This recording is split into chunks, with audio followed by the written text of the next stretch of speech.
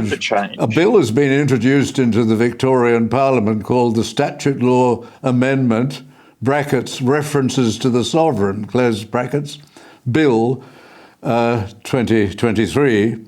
And of course, it's to catch up with the fact that we now have a king on the throne and no longer Her late Majesty.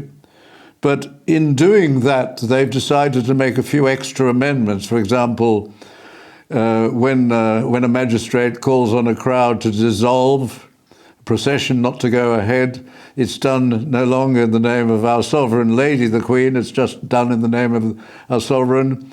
And the words "God save the Queen" are taken off, and in another piece of legislation, rather than referring to His Majesty's Leader of the Opposition or Her Majesty's Leader of the Opposition, it becomes just Leader of the Opposition.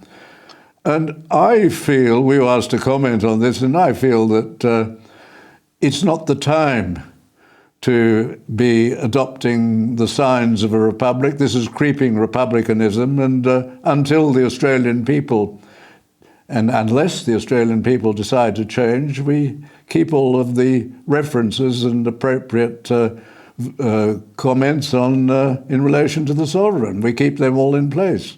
Otherwise, we're practicing creeping republicanism. What do you think, George? I agree.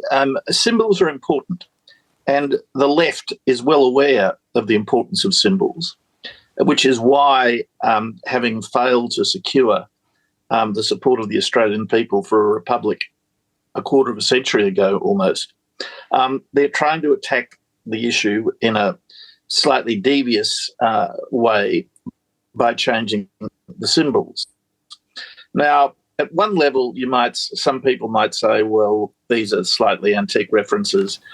Symbolism, the symbols don't make any practical difference. I understand that argument, but I nevertheless adhere to the view that symbolism is important, and if there is a gradual accretion of change so that the references to the crown, to the sovereign, are gradually and relentlessly written out of the law and forms and observances and ceremonies, then it does change the political context in a subtle and frankly undemocratic way, because the public have never been asked to express their views about this.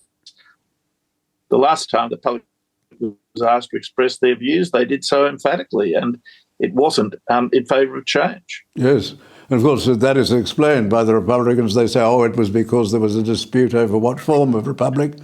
But the model which emerged from the convention was overwhelmingly supported by the elected delegates to the Constitutional Convention. That was what they wanted. That was what the best minds in the Republican movement in Australia chose as the model. And that was the one the people rejected. I agree with you entirely.